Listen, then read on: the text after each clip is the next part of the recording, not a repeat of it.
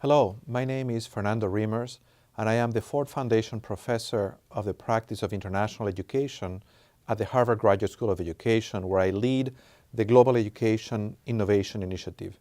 I'm grateful to the organization Learning Forward for this invitation to share with you some of the work we conduct at the initiative, which is relevant to those of you leading efforts to build the capacities of teachers in our schools and districts.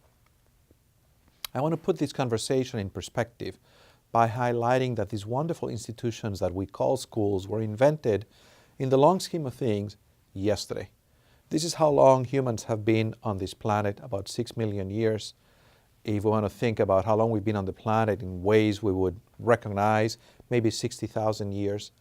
But in that scheme of things, schools, at least in their aspiration to include and educate all children, are a product of the last couple of centuries, which is to say that we're still trying to figure out how to make them work and what purposes to align them to. Of course, that task responds to a moving target because the context around schools keeps changing. And one context that I want us to keep present today is a global context. This is a view of planet Earth from a distance. The first time that humans had access to those images was in 1947, when the first satellite images of the planet were beamed back to Earth. And it's evident from a distance that we're all in this together. My submission to you today is that one of the things that schools ought to do is to help children understand that we're all in this together, and to help them build the capacities to join efforts with others across all lines of difference to address the challenges that we share, local as well as global.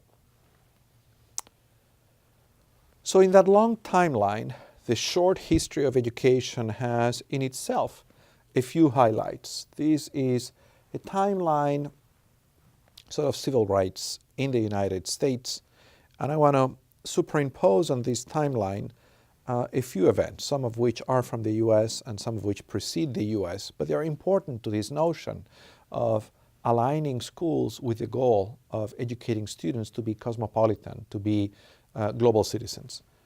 I guess an important point in that timeline happened 2,000 years ago, when this man, Terence, who was someone who had been brought to Rome as a slave to work for a Roman senator, was freed by this senator, and he became a playwright. And he wrote 6 plays, which was the way in which people 2,000 years ago kind of communicated big ideas with the public.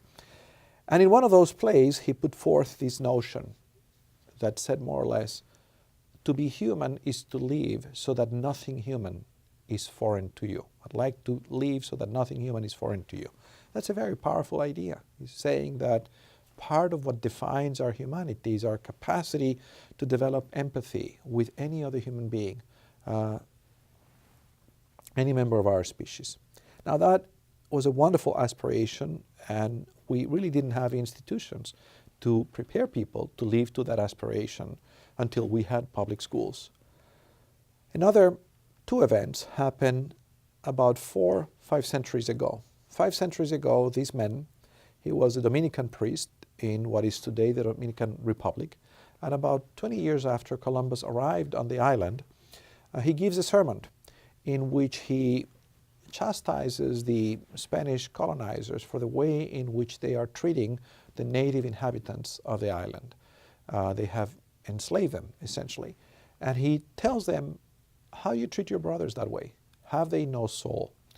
And that notion that indigenous people and the Spanish colonizers would be united in their essence, in their humanity, that they would have the same soul, was revolutionary, so much so that he was the Spanish governor, who I think was Columbus's son at the time, complained to the bishop and said, you should punish this priest. But he didn't repent. He kept at it with a vengeance, and he and one of his former students, Fray Bartolomé de las Casas, his name was Fray Antón de Montesinos, and his disciple, I guess, Bartolomé de las Casas, went on to be big advocates for the basic rights of indigenous people at the time of the conquest of South America. A century later, this man, John Amos Comenius, a Moravian minister who lived in what eventually became the Czech Republic, faced a lot of religious persecution because his religious beliefs were in the minority. at a time when there was extreme intolerance in his country, in his community, and so much so that he basically had to leave his country because his house was set on fire, and became a refugee, ended up living in Holland, where at the end of his life he reflected back on 30 years of religious wars that Europe had experienced, and he asked, why do we treat each other this way? And he said, we do that because we have no tools, no mechanisms to understand one another, to work out our differences in peaceful ways. We should educate everyone. So I hope you see the connection between Terence's aspiration to live so that nothing human would be foreign to us, to this notion that we're all united in our common humanity, to this idea that we should build a process, that we should provide everyone an opportunity to build the skills that would help us recognize the basic rights of every person and live so that nothing human is foreign to us.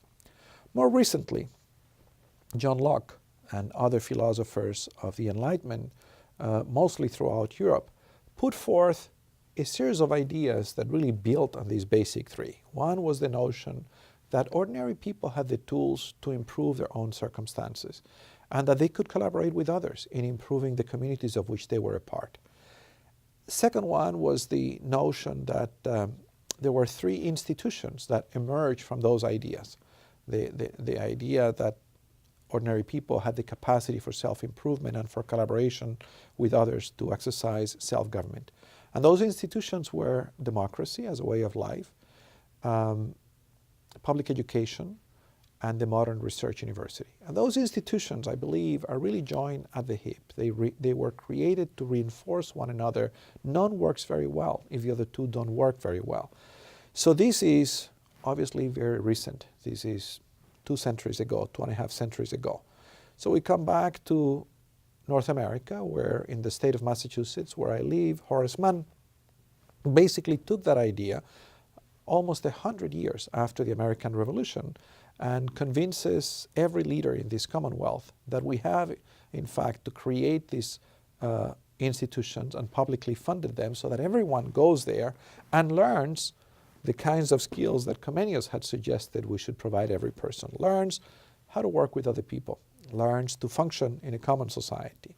So this is all to show that even though we've been on this planet for a very long period of time, 6 million years, it's really a few important events that have paved the way for the construction of these institutions, which I argue exist precisely to help us achieve Comenius' aspiration, to live so that nothing human is foreign to us. And so here is a picture of the first modern research university, the University of Berlin, chartered by Wilhelm Humboldt. This is symbolic of this notion of self-rule. You'll recognize the document, and this is a picture of a one-room school. Now, these ideas based on the values of the Enlightenment, on the liberal values of the Enlightenment, to some extent provide a foundation for what I think are the educational goals of liberalism. And that those educational goals are that schools exist to help consolidate nation states, mostly democratic nation states, to advance the capacities for people to rule themselves, to promote certainly economic development, to help people gain jobs and to improve their communities, to advance modernization, to improve society, and to advance human rights, these basic rights that people have just because they exist. Now, what's the point of naming them? The point of naming them is that they aren't the only set of goals that have been posited for schools. There have been times in history when these goals have been seriously challenged. They were most seriously challenged, I think, just before World War II by two alternative philosophies, two alternative set of goals. One were the goals advanced by fascist regimes. Fascist regimes actually had some similar hopes for schools than liberal democracies, but some very different goals. One was to advance regime legitimacy, which to some extent is no different than the goals that we would have for schools in democratic life. The other one was to advance economic development, no difference. But where there was a big difference is that for fascism, remember, fascism is not based on the notion that ordinary people are essentially the same. and all have the capacity for self-rule, but it's based on the notion that some individuals have superior rights than others because of the race that they belong to. And so this ideology of racial superiority very much found its way in what fascists, talking about Mussolini and talking about Hitler, tried to do with schools. And of course that is a very clear distinction with what we hope schools will do in democratic societies. The other alternative set of goals are the goals that communist regimes had for schools. Communist regimes, as did fascist regimes, as did liberal democratic regimes, invested in schools and depended on schools to advance the consolidation of the regime, so no difference there. But of course, to the extent that the organizing framework of society was different, what schools were expected to do was also different. So of course, under communist regimes, schools and education very much were aligned with the goals of promoting economic development and modernization and cultural goals, except that in this set of beliefs, individual freedoms and the basic rights of individuals don't play as big a role as they do in the other two beliefs. There are communist societies today, for example, where the notion that people should be free to worship to any deity that they have is just not accepted. There is no notion of freedom of religion. In fact, there is no religion other than the party. And so that's what schools do. Schools teach deep intolerance to religion, and they teach deep allegiance to the party. Now, the contestation between these three goals became evident in everyday events such as life at Harvard University in the 1930s, when these men, James Bryan Conant, walking in the middle of Harvard Yard and looking around, realized that some of the ways in which this institution, which was not a public school, it's still not a public school, what this institution was doing, and what Bryan Conant observed, essentially as he looked around, were white, privileged men of Protestant descent who had all gone to independent schools.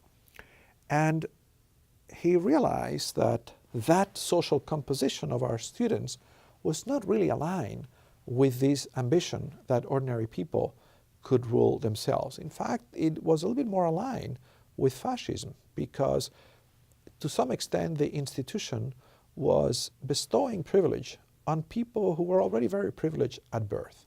And Bryan Conant said something needs to change here.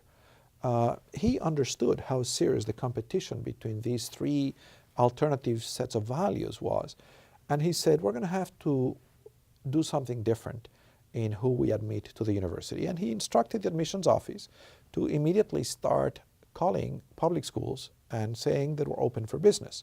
He didn't say that we would admit every student in the country. He simply said, just be clear about what kind of capacities you hope people will have and be blind with respect to where those people come from or how they gain those capacities. Of course, he then realized that if we're going to accept students from all social backgrounds, we would have to provide financial assistance.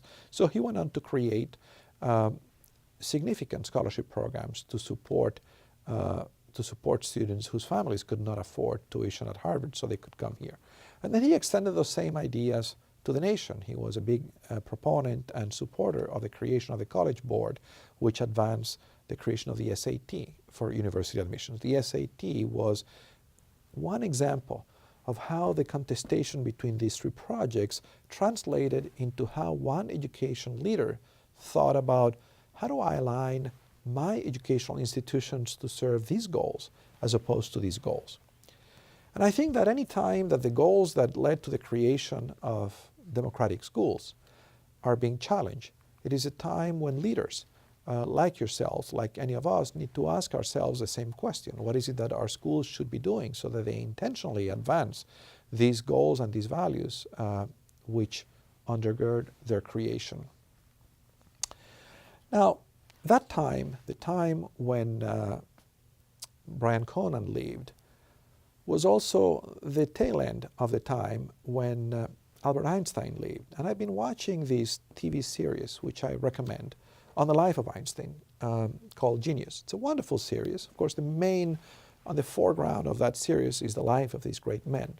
But on the backdrop, you do see this contestation. You do see Einstein living in a Europe where at the same time that there is tremendous advancement in scientific discoveries, a whole new theory of a universe. There is tremendous development of science. At the same time there is that, there is also profound social decay taking place because, there are multiple reasons, but because there is a group of the population that feels that they have been neglected by their leaders, and there is a set of leaders, initially populist leaders, eventually they become fascists, who cater to them and who tell them, we're going to take care of you, we're going to take care of your needs. And those individuals, in effect, hijacked and bankrupt democracy, and they bring Nazism to power. And the reason I think it's good to watch these is because the sequence of events, that doesn't happen overnight.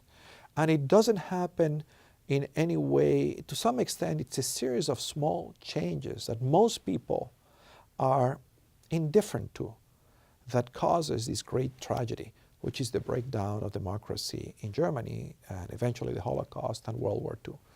And so I think that it is a timely moment to watch these things because there are events in the world where I think the lack of attention, the fact that people go about their everyday lives without realizing there are these small changes taking place in the United States and in India and in Poland and in Hungary and in Venezuela, where essentially democratic institutions are breaking down and the basic notion that individuals have human rights is not only being seriously contested, is being replaced by an alternative ideology that says some people, in effect, have superior rights than others, whether those are people of a particular race, of a particular religion, of a particular political ideology or loyalty. And so, of course, we know the consequences of those events. The consequences were a great tragedy that shouldn't have happened, that was not meant to happen, that was not, this was not like a climate event, this was a human creation. This is what it brought us, the elimination of 3% of the world population as a result of intentional actions by people, those who directly perpetrated it, and those who just didn't pay attention, just who went on about their lives as if this was none of their business. Now, this was a meeting that took place in Washington, D.C., in Dumbarton Oaks, which was then the home of a U.S. ambassador. And the leaders of the United States, the Soviet Union, and Great Britain met in 1943 by when the horrors of World War II are evident, planning how are we going to make sure that after this war ends, we actually have the conditions that give us peace and security and stability. So the war ended in 1945, and very soon after, and the history of those conversations, those conversations didn't really begin in 1943. This was the history of the UN Charter. I'm going to come back to the UN Charter in a moment, but some key milestones were the Declaration of St. James in 1941, the Atlantic Charter, the Declaration of the United Nations in 1942, the Moscow and Tehran conferences. This was the Dumbarton Oaks Conference, 1944-1945.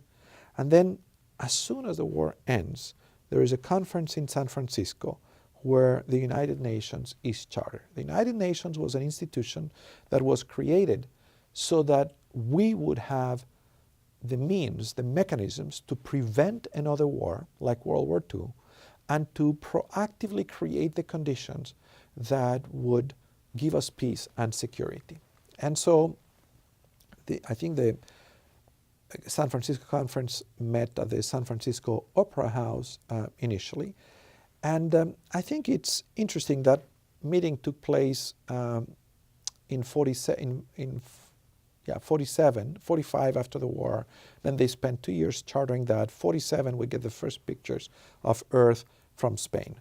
And in 1948, after the UN had been chartered, a group of people who had been led by Eleanor Roosevelt and others produces the Universal Declaration of Human Rights, which is the most concrete expression that we're going to be serious with the aspiration that Terentius had 20 centuries ago.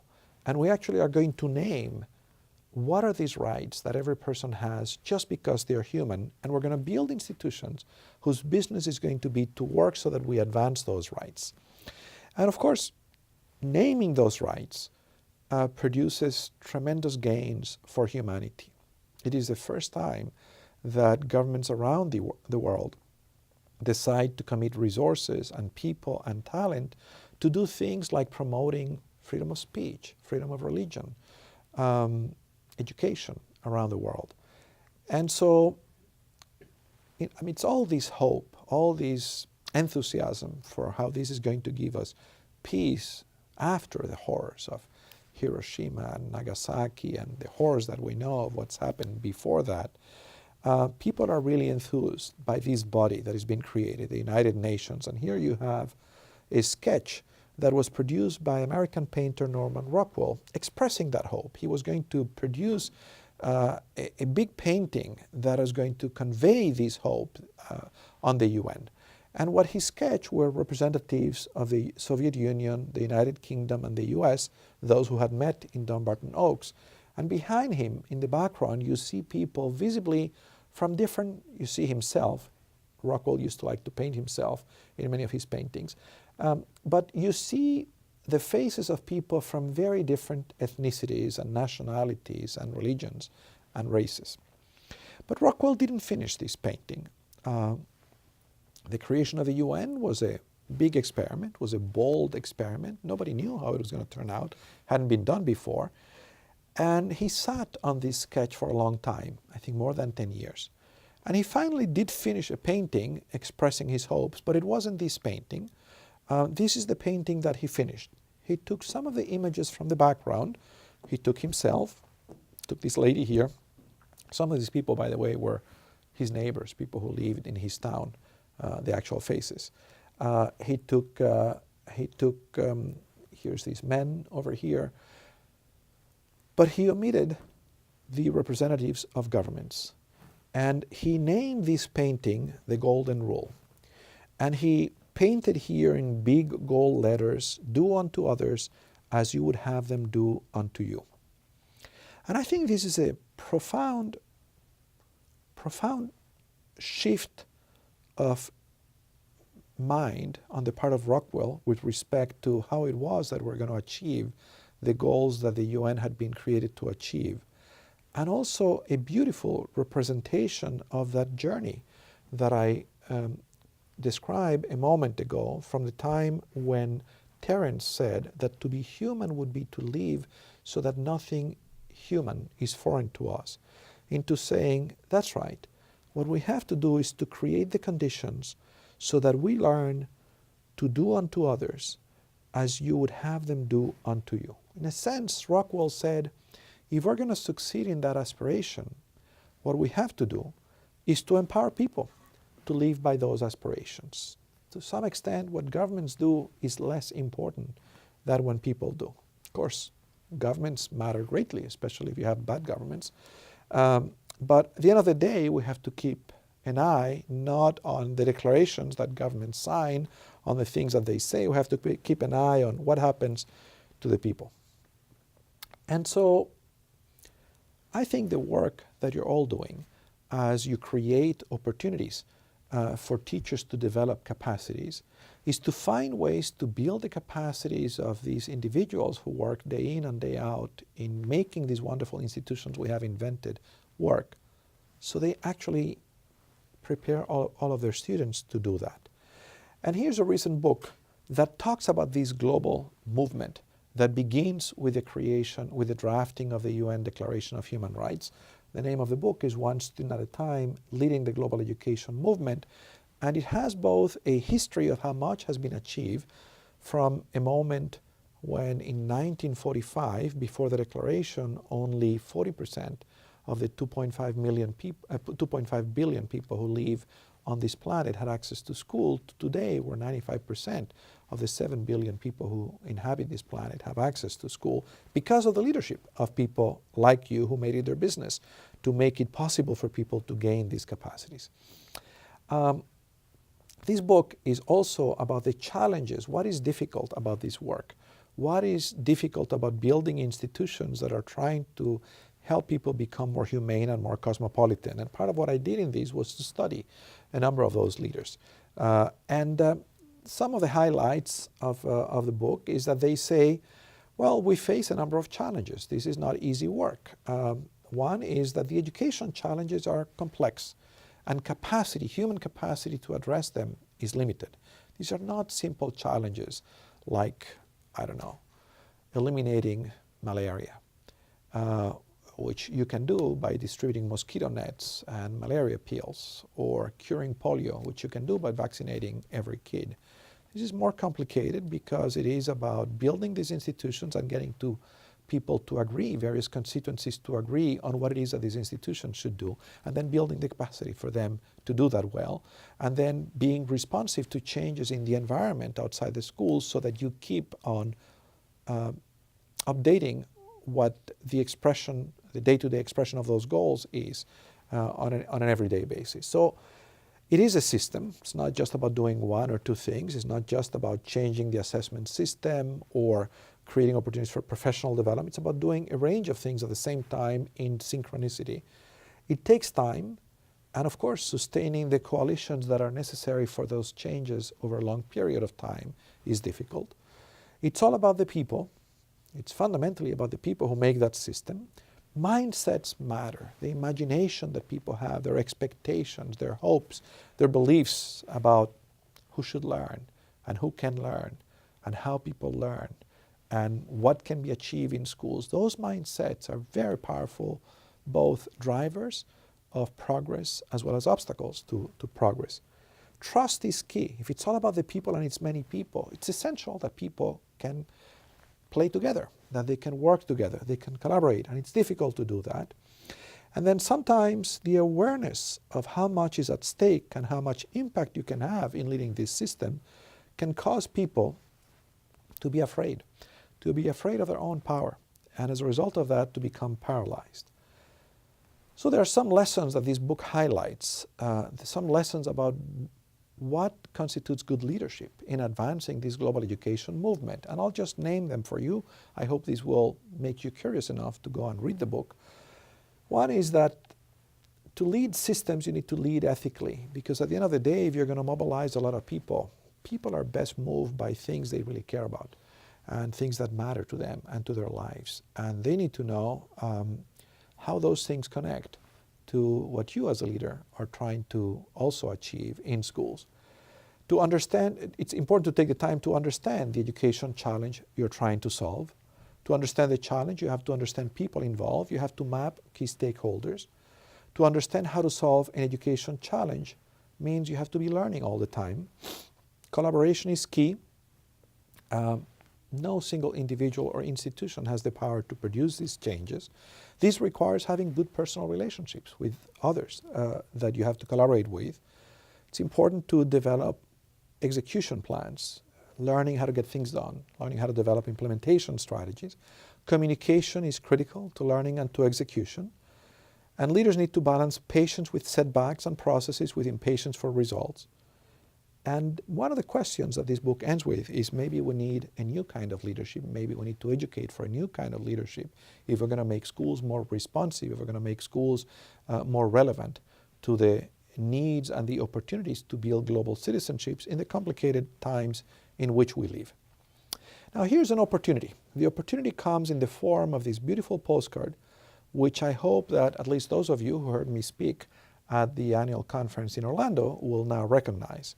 This is a summary of the Sustainable Development Goals, a compact of 17 goals adopted by governments around the world at the 70th General Assembly of the United Nations. And it's a compact that outlines a beautiful vision of a world at peace, a world without poverty, without hunger, with health for everyone, with education for all, with gender equality, with clean water and sanitation, with affordable and clean energy, with decent work and economic growth, with industry, innovation, and infrastructure, with reduced inequalities, with cities and communities that are sustainable, with ways to consume and to produce which are responsible, with action in climate change, attending to life below water, to life on land, with peace, justice, and strong institutions, and with effective partnerships to achieve these goals.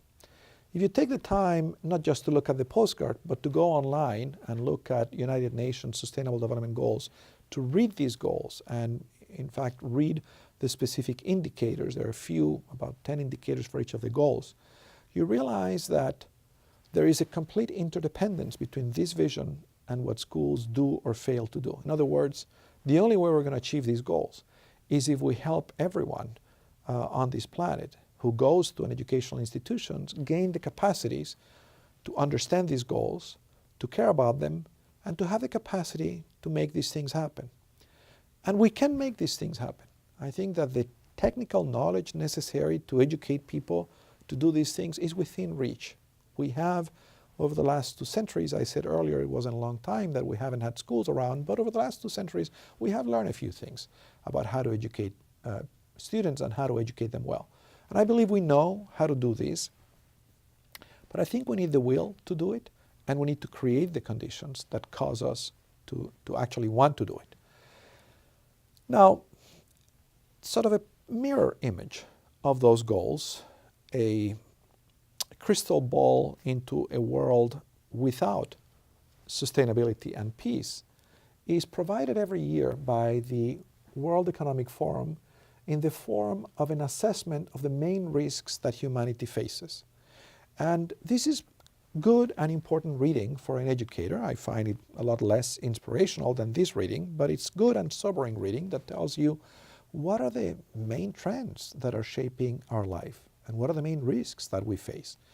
And none of this will surprise you if you follow the news: rising income and wealth disparity, changing climate, increasing polarization of societies, rising cyber dependency, and an aging population that we haven't figured out how to define a stage of life with meaning for that age and how to sustain it. And there are interconnections between these trends that cause real risks. So one of them is unemployment and underemployment, which is going to cause profound social instability, obviously. Large-scale involuntary migration and the collapse of some states or some crisis. Failure of addressing climate change is going to lead to water crisis, flooding in some places. Failure of national governance is going to lead to profound social instability.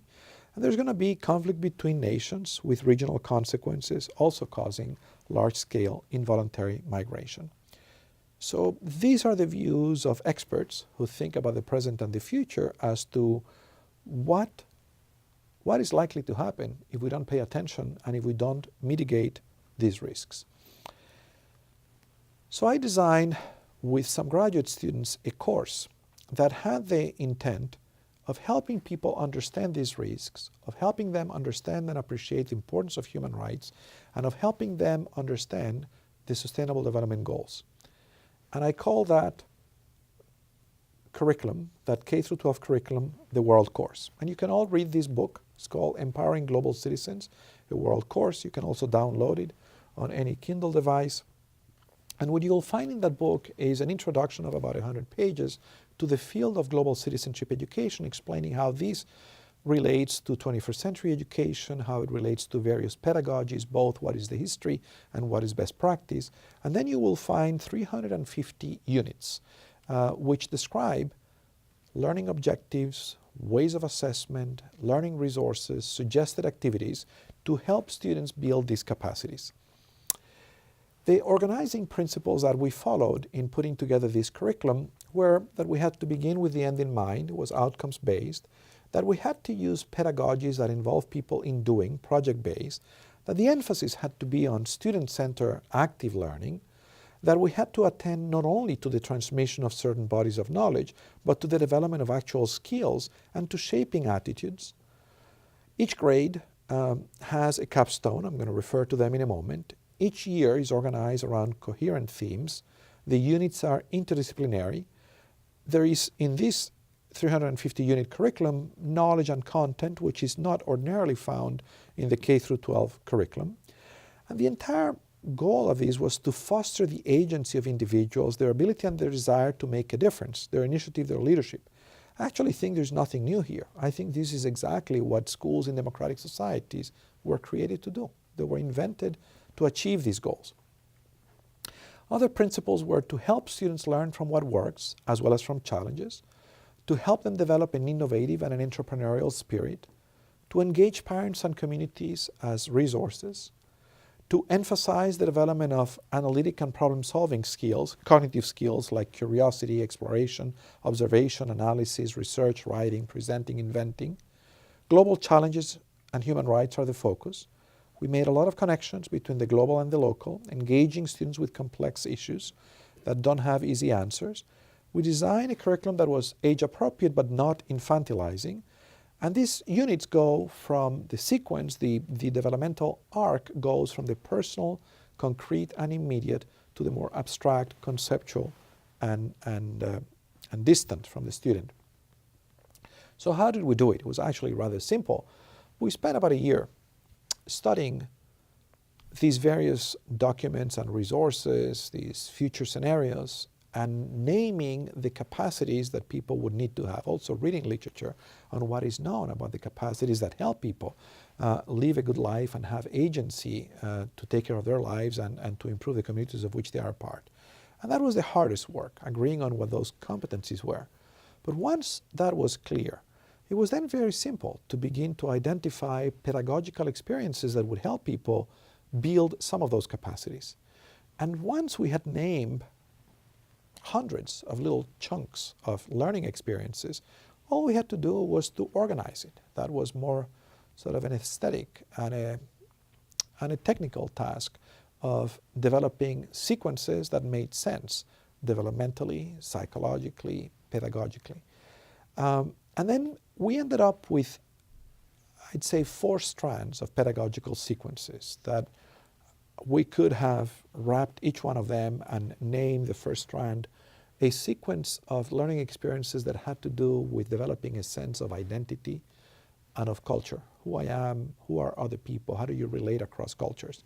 So I could, if I had to give that sequence a name, I would say thinking like an anthropologist, understanding identity.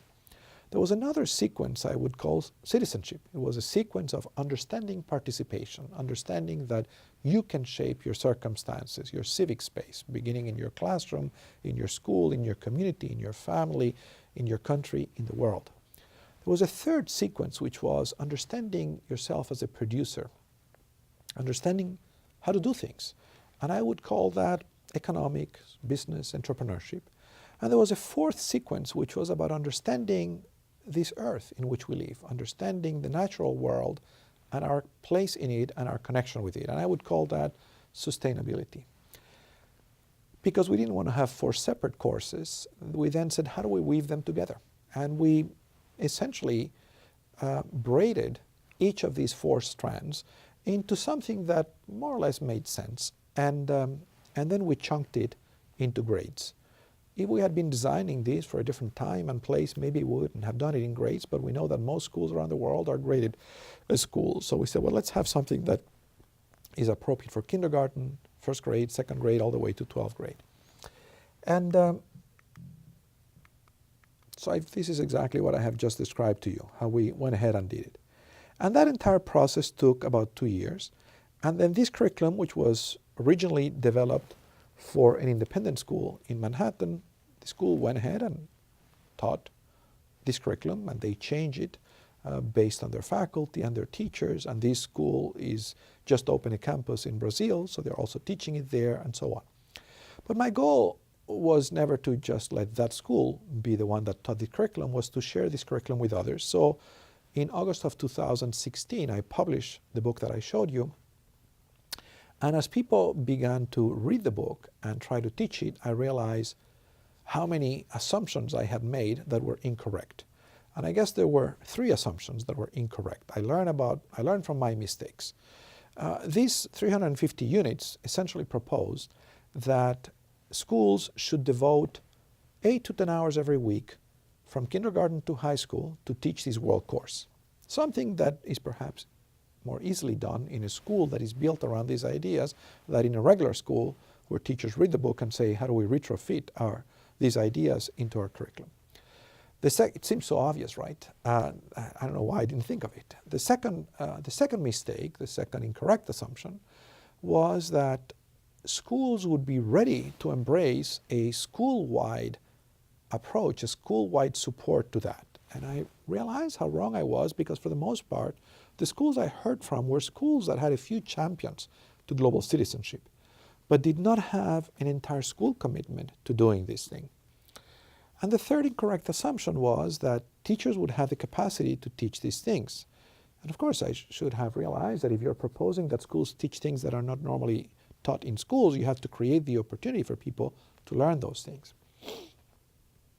So I think that those of you who are responsible for the creation of professional development opportunities for teachers, those of you who form part of the learning community in Learning Forward, are exactly the right group to be thinking about this, about these issues if you want schools to be more responsive, more resilient, more relevant to our times. So I then went ahead and produced another book with my graduate students where I tried to make amends for my prior mistakes, to correct some of those errors. And I named this book Empowering Students to Improve the World in 60 Lessons, where we said, let's develop the simplest possible curriculum we can develop, aligned with the SDGs. And let's not leave it at the level of units. Let's actually develop some lessons. And to be very honest, at the outset we said, can we do this in one lesson per grade? And we realized that was not a realistic ambition, but we were able to develop a coherent curriculum from first grade to 12th grade in 5 lessons per grade. And so this book contains 3 elements. One is a protocol to design and adapt a global citizenship curriculum. A detailed explanation of what I have just summarized for you was the process that we followed to develop the first curriculum, the world course, and this curriculum. The second is a protocol to design a school-wide strategy for global education. And the third one is an actual example, a prototype, the 60 lessons. And our invitation to the readers of this book is not that they should teach our 60 lessons, is that they should understand the process, begin with these lessons, and then change them, make them their own, replace them with their own lessons, so that over time they have their own curriculum. What I have found in working with groups of teachers around the world around these ideas are remarkably similar responses in places from Colombia to Doha, Qatar, to Japan, to Hong Kong, to Beijing, to the United States. And the responses are as follows. And I do this work with groups of 70 to 100 teachers at a time. I engage them in a conversation of that sort, and then I organize them in small groups by grade. And I tell them, you study the 5 lessons for your grade and decide what modification you should make to those lessons so they work better for your students. And everybody does that, and everybody sees what everybody else is doing. And then I say, go ahead and teach it, and come back together and see how did it work, what further changes you need to make. And we then create an improvement process where the starting point is this prototype and these 2 tools. And the responses I get from those groups can be summarized as follows. Teachers say, wow, this is really exciting. This is why I came into education in the first place. I came into education to help my students gain the capacities to make the world better. And I can see how these can help me do that. Second, this is not rocket science. I can do this. This, I think, was the big contribution of the second book over the first one, that it made it accessible and easy. And the third response I get from the teachers is, for the most part, this is not what we do in schools. We're all so wrapped up, so busy in our day-to-day work that we seldom take the time to meet with our colleagues across grades, much less across schools, to think intentionally about what kind of world are we trying to build, what capacities do we want our students to gain, and how are we going to do that. That process has been replaced with how do we go from needing improvement to being a little bit better. And that process of thinking thoughtfully about what you should be teaching students has been replaced with how many words per minute is my student learning. And I think we need to get educators to snap out of that mindset and to engage them in a process that would help them see and would help them become more effective and would build the professionalism to actually make schools serve the goals they were designed to serve, which was to empower people to improve themselves and improve their communities and the world. So essentially, a curriculum is a hypothesis. It's a hypothesis that if I teach this lesson, students are going to gain some of these competencies. And it's a hypothesis that if students gain these competencies, they're going to achieve these goals. And this improvement process is a process that allows groups of teachers to work together in testing these two hypotheses. Now, when you do that, not in isolation, but with your colleagues in the school and in several schools, two things happen. First, you understand that the important thing is to get started. And that is very inviting to people. You don't need to have a perfect global curriculum. There is no perfect global curriculum. Begin somewhere with the assurance that you have a process, you have a 13-step process that is going to make sure that next year you're doing it better and the year after that you're doing it better. And if you do that in the company of several schools, here we have 6 schools and you're in communication with them, every year you're gaining not 1 year of experience, you're gaining 6 years of experience. So you are augmenting the capacity to improve, to produce a very high quality curriculum to do that. So that is my invitation to you. My invitation to you as leaders of professional development programs is to create programs that can help your faculty, the teachers in your schools and in your districts engage in processes of this sort. This technology that we have developed is built in some of the learnings of the Global Education Innovation Initiative that I mentioned earlier. And I want to take just a few moments to highlight a couple of the studies that we have conducted, which I think may have some relevance for you. The goals of the initiative are to tackle the adaptive challenge of making public schools more relevant to the needs of our time. And this is an adaptive challenge for 3 reasons. One, because discerning how it is that changing social circumstances calls for new skills is a wicked problem. There is no single answer to that. No one owns the answer to that. It's a challenge that is going to require dialogue and experimentation and taking some risks. Figuring out how to change schools to make them more relevant, understanding the connection between research, policy, and practice is also not a simple thing that a single person can mandate. And then lastly, understanding how to translate knowledge about what change is necessary into policy and practices is something that requires collaboration, that requires collective leadership. So as part of the initiative, essentially what we're doing is we're advancing knowledge that can help us inform the 3 hypotheses which I think undergird any efforts of large school change. One is a hypothesis about how students learn. So the curriculum I have just shared with you has a proposal of what it is that students should learn and how they should learn it. The second is a hypothesis about what factors influence learning. And the third is a hypothesis about what conditions sustain systems. The book, Leading the Global Education Movement, is a study of those conditions. And I'm going to mention in a moment a couple of studies that pertain to this second level. All right.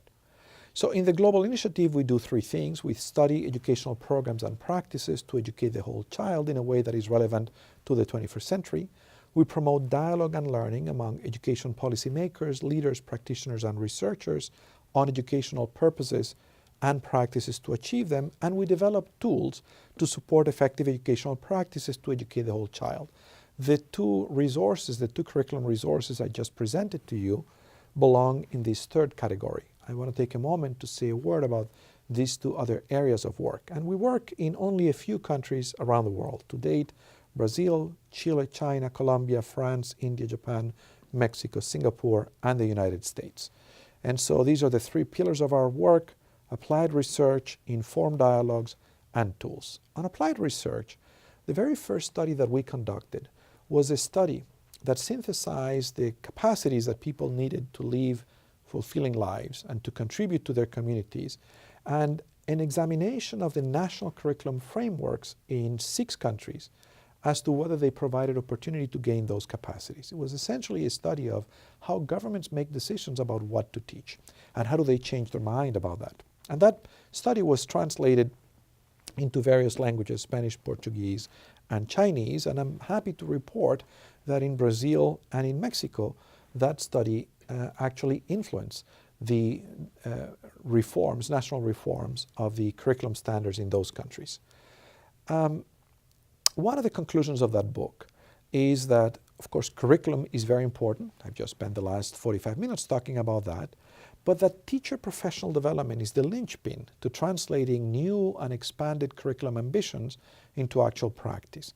So our second study, which is completed and which will be published this year, is a study of high-quality professional development programs, in-service professional development programs in 8 different countries that are all succeeding at preparing teachers to educate the whole child. And where I want to conclude is in highlighting some of the findings of that study, because I think they might be helpful to those of you who are in charge of professional development in your districts. So what we find, the commonalities, the common DNA of programs in places as diverse as China, Singapore, Colombia, Mexico, Chile, the United States, is that professional development in all these countries reflects a conception of adult learning that sees learning as socially situated and responding to the current needs of teachers for learning. These programs build professional development that aims to help teachers develop capacities to address needs they have identified for themselves and aims to influence not only individual capabilities, but does these influencing the social context of schools.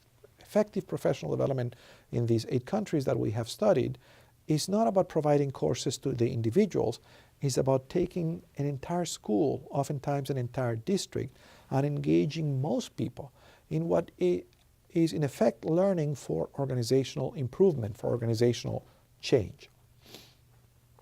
This professional development involves not one-shot 3-day sessions, but sustained and extensive opportunities for teachers to build capacities, often extending an entire school year or spanning across multiple years.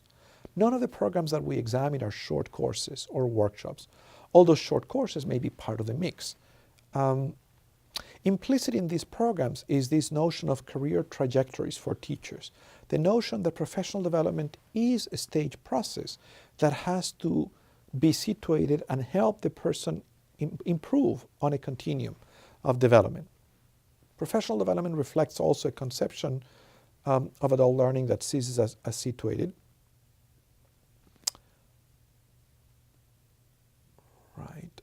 The curriculum of these programs addresses a range of capacities, not just cognitive skills, but also helps these individuals develop as persons. In a sense, these professional development for 21st century education is in itself 21st century, in that it helps develop a broad range of skills on teachers, cognitive as well as self-knowledge, as well as relationship skills.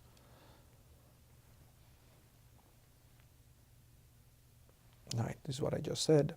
Professional development also includes exposure to visible routines, to examples, protocols, instructional practices, where teachers can see in practice new forms of instruction and assessment.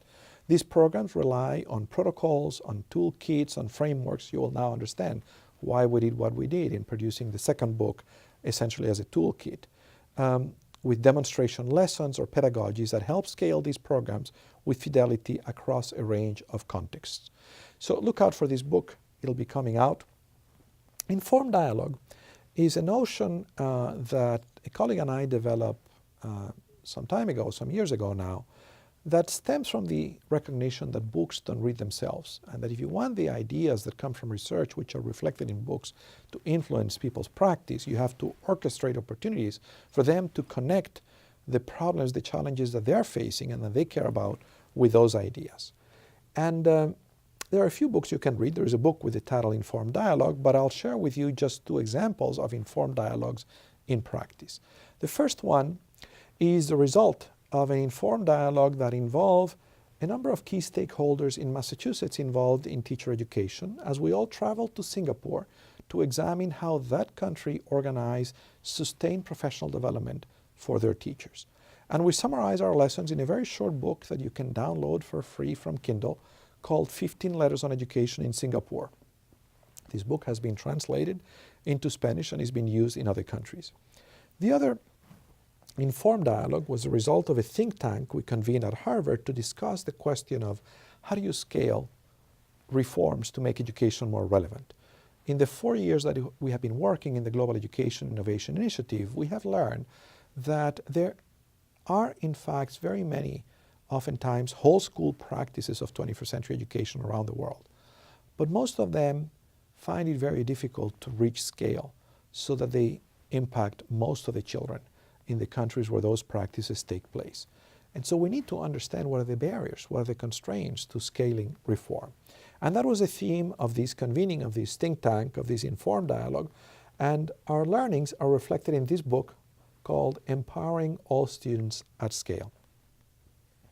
Here's another protocol that we develop in the framework of the initiative to help any group of leaders like yourselves develop consensus, shared vision, and collective leadership around creating the conditions for effective lifelong professional development for teachers, say in a district, in a jurisdiction. And the name of this tool is Connecting the Dots to Building the Future of Teaching and Learning. It's a very simple protocol that has a number of steps that any leadership group needs to follow. You can find this in this following link, bit./Teachers Alliance. And it'll provide a very simple step-by-step list on what can be done to produce such collective leadership on behalf of teacher education and teacher support. The steps you will recognize are, first you have to build a narrative about what improving teaching quality is as a priority for that jurisdiction, a country, if it happens to be a country.